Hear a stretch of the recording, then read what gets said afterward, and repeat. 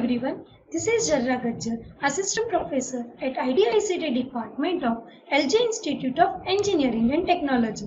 Welcome to the video lecture series of subject Software Project Management.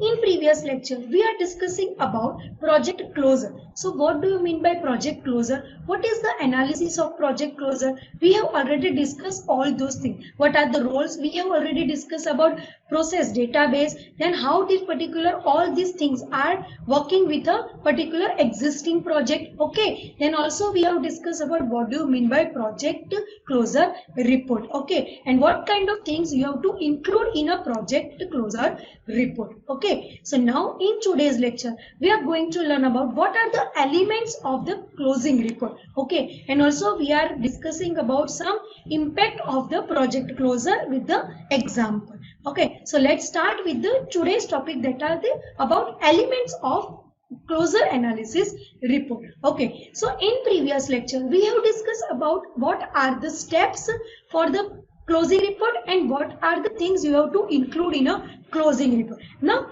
these are the elements that you have to include in a closure analysis report. So the major element in a project closure analysis are, first is a general and process related information that you have to mention. What is the risk management, size, effort, defects, casual analysis and process assets. So these are the elements of closure analysis report. So let's understand each and every elements in a detail. So first is a general and process related information. So the closure report first gives general information about the project, the overall productivity achieved and quality delivered, the process used and process deviation, the estimated and actual start and end dates, the tools used, what kind of experience you have and so on. Okay, so general and process related information are included in the closure report and that information are relevant to the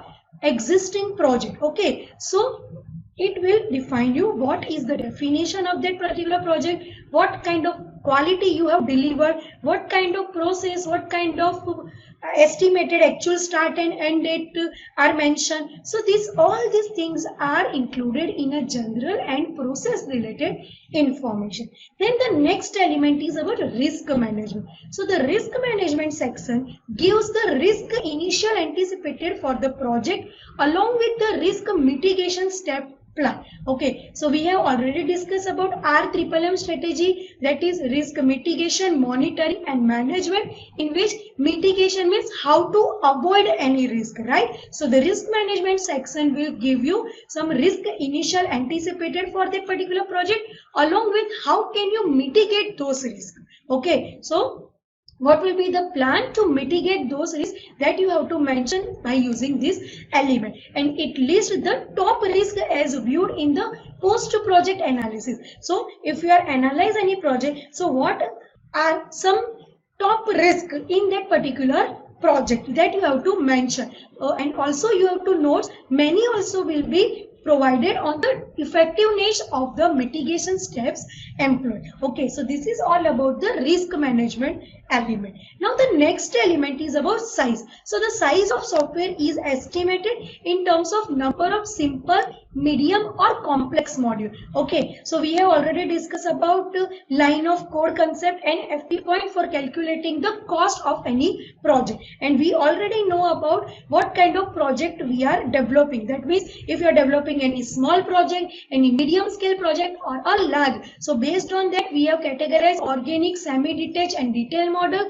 and you have to calculate according to those formulas. Okay, so this is about the size. So size of the software is estimated in terms of the number of simple, medium or complex module, and this size is captured along with the criteria used for classification. So what kind of classification you require in your project, based on that you have to divide your module, and data on both the estimated size and the actual size are also included in a size element section. Okay, so this is all about the size element. Now next is a effort section. Okay, so effort element is all about how much effort you require for completion of any project. So the closure analysis report also contains the total estimated effort and the actual effort in person hours. Okay, that means we have already discussed about LOC. Okay, so by using LOC calculation, you can easily calculate what kind of person hour unit will be measured. Okay, so if you have done with any project, then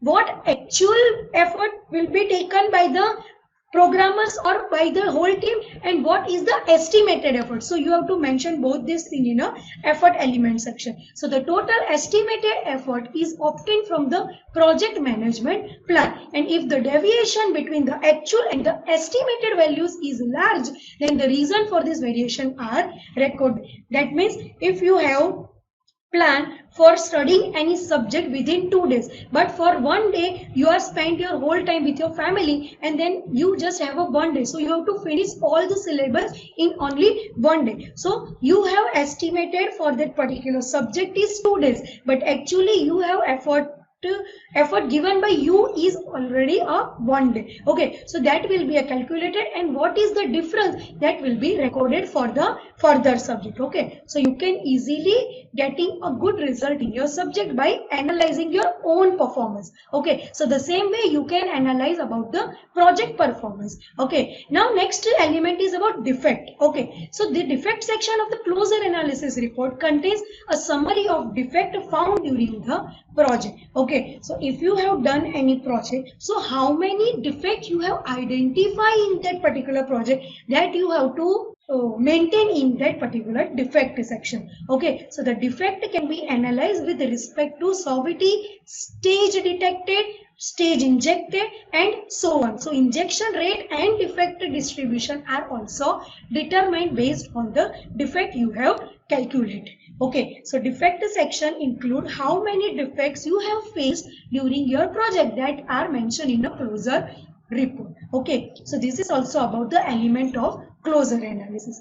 Now next element is about causal analysis. So when the project is finished, the performance of the overall process on this project is known. Okay, so how much performance we will getting by using that particular software or any project, we can easily calculate. So when the project is finished, the performance of the overall project or process on this project is known, and if the performance is outside the range given with the capability baseline, there is a good chance that variability has an assignable causes. Okay, and the causal analysis involves looking at the large variation and then identify the causes, generally through discussion and brainstorming. Okay, so if you want to discuss on any topic, then you are called for a meeting, and all the employees or all the team members are doing brainstorming, and then you will conclude with some solution. So the same thing applied with the causal analysis. So for causal analysis,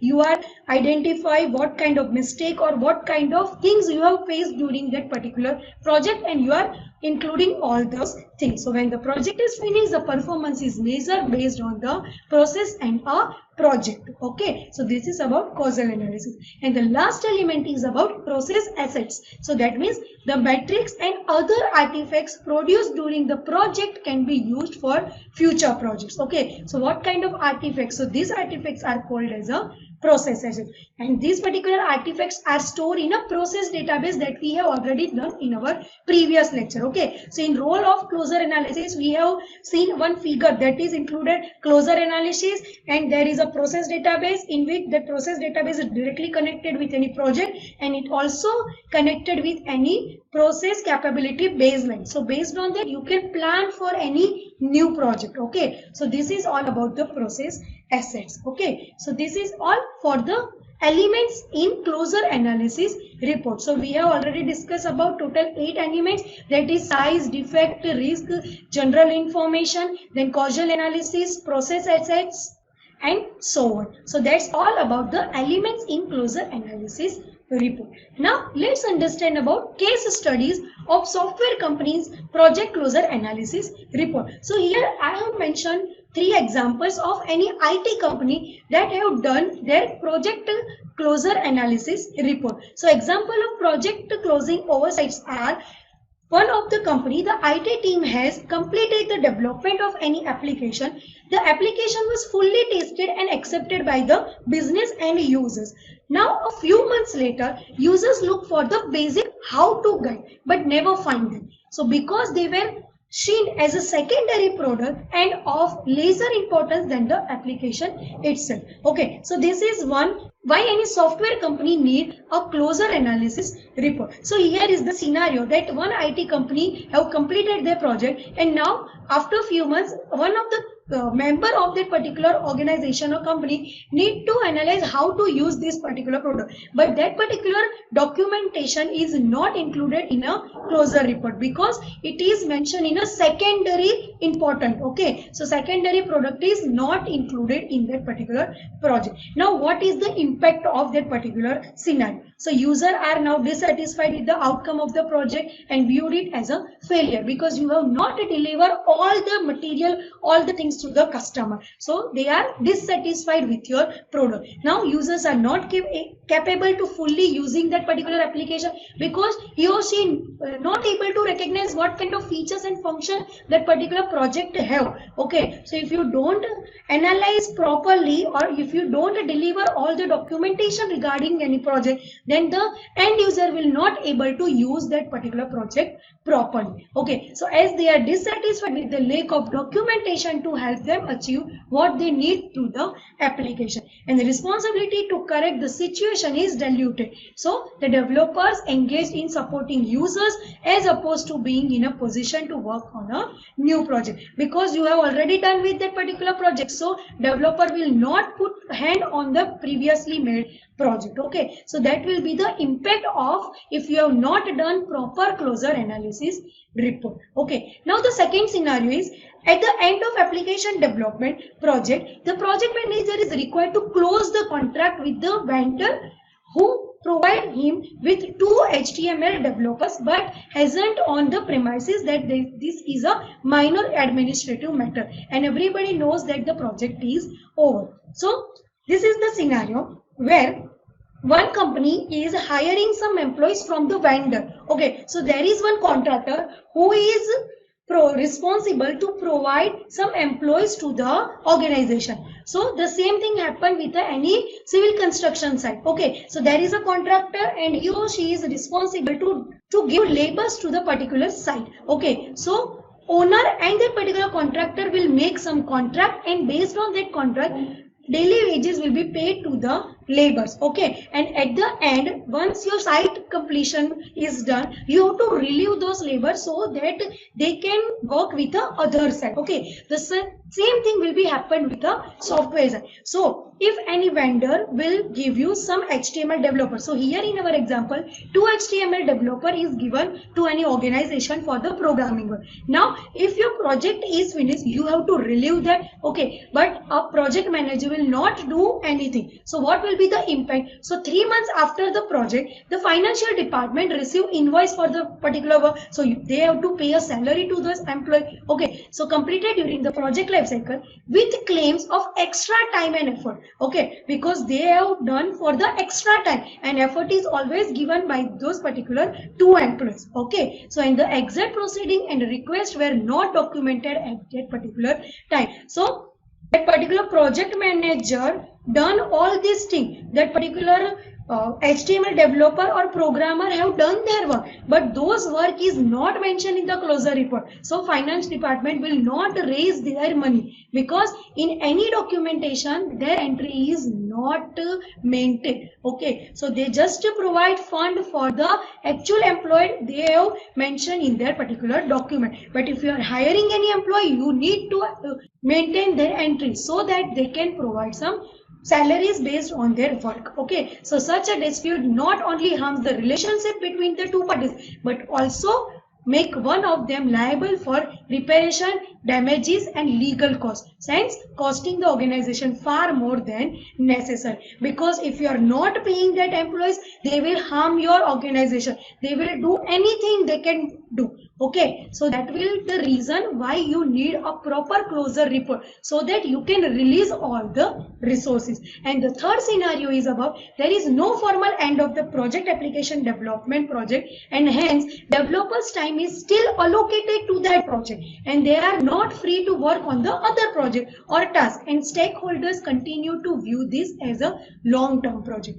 Okay, so this is the scenario where your project is finished, but you are not relieving the employee for the new project, so that what end user will think? End user will think my project is still ongoing and all the employees are doing that particular work, but employees have to be relieved from that project and need to work on the new project, but this thing will not happen. So what will be the impact? So project manager, project team and other resources are continuously engaged in post project activities, though unnecessarily. So support staff is incapable of supporting the application due to lack of formal handoff, and the organization is constrained in initiating new projects due to lack of confidence and lack of resources, because all the employees are engaged in the previous project. The previous project have not relieved their employees, so that they cannot work with a new project. So that will be the scenario why we actually need closer analysis report, okay, or do a closer